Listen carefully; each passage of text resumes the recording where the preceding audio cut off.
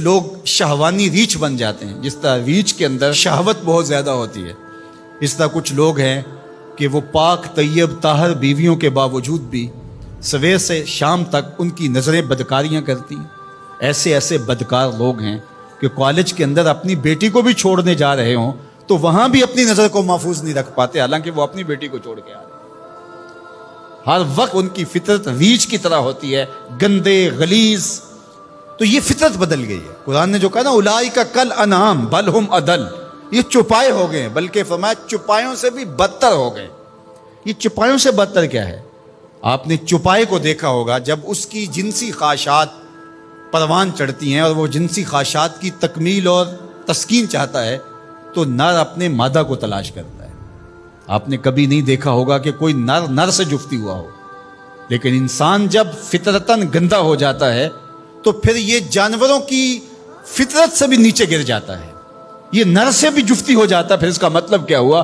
بل ہم اضل، یہ اس سے بھی گندا اور غلیظ ہو گیا۔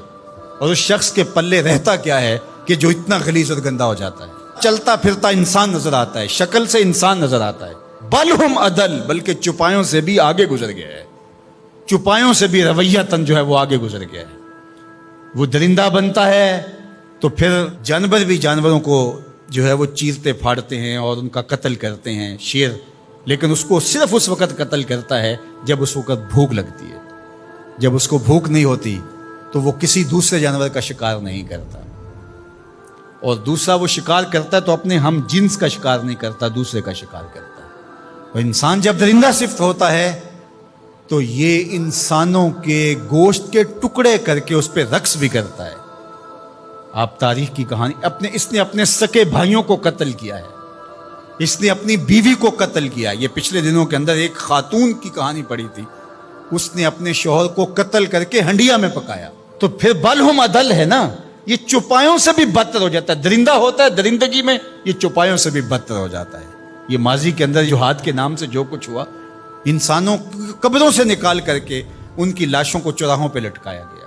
تو انسان جب درندہ بنتا ہے تو پھر کہاں سے کہاں چلا جاتا ہے، چاہے وہ شہوانی ریچھ بن جائے، چاہے وہ بھونکنے والا کتا بن جائے، پھر اس کی گندی زبان سے کوئی بھی محفوظ نہیں ہوتا۔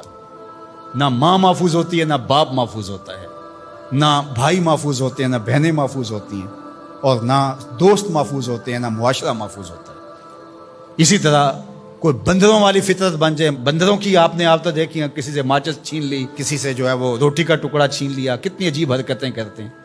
اور کچھ لوگ بھی اس طرح بندر فطرت ہوتے ہیں، اور آپ دیکھتے ہیں کہ وہ ہر وقت شرارتیں کرتے رہتے ہیں بندروں کی طرح۔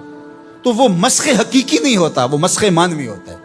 تو بنی اسرائیل کے اندر جو مسخ ہوا تھا، تو ایک قول تو یہ ہے کہ وہ مسخ حقیقی ہوا تھا، ان کی شکلیں ہی بندروں والی ہو گئی تھی۔ لیکن دوسرا قول یہ ہے کہ مسخ حقیقی نہیں ہوا تھا، مسخ مانوی ہوا تھا، کہ شکلیں تو بندروں والی نہیں ہوئی تھی، عادتیں بندروں والی ہو گئی۔ اللہ اکبر، عادتیں بندروں والی ہو گئی۔ اس امت کے اندر مسخ حقیقی نہیں ہوگا، اس امت کو اللہ نے محفوظ رکھا ہے مسخ حقیقی سے، لیکن مسخ مانوی ہوتا رہے گا۔ لوگ مختلف جانوروں کے مشابہ عادات اختیار کرتے رہیں گے۔ اور آج ہم اپنے معاشرے کے اندر دیکھیں تو کوئی کتا صفت ہے، کوئی بندر صفت ہے، کوئی ریچھ اور کچھ درندے کی عادات کو اپنے اندر اتارا ہے۔ درندگی، سفاکیت، یہ ساری انسانوں کے اندر اتر آئی ہے، تو پھر وہ انسان نہیں رہتے۔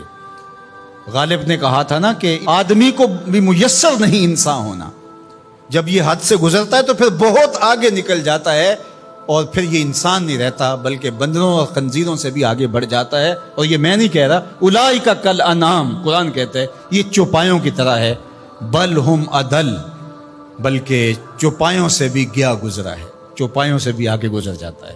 یہ تجاوز جب کرتا ہے تو اس کے پلے کچھ نہیں رہتا۔ تو انسان کی جو قدر و قیمت ہے وہ تو اس کے اس عقل و شعور، فہم، ادراک، اخلاقیات سے ہے، اور اگر اس کے پاس یہ کچھ نہیں رہا تو یہ شکل تو ابو لہب کے پاس بھی تھی، یہ تو ابو جہل کے پاس بھی تھی۔ تو اس لیے قرآن مجید کے ان احکام کا اور ان واقعات کا انطباق کرے اپنے اوپر کہ ہم اس میں سے کس عذاب میں، کس مصیبت کے اندر مبتلا ہیں اور ہو سکتے ہیں، اور اس سے بچنے کی صورتیں کیا ہیں۔ آج ہم اپنی خواہشات کے غلام بن جائیں اور شرعی تعلیمات کو، نبوی منہج کو، طریق کو چھوڑ دیں گے تو پھر ہم بھی بندروں اور جانوروں سے مختلف نہیں ہوں گے۔ تو اللہ تعالی ہمیں اچھا صالح پاکیزہ انسان بنا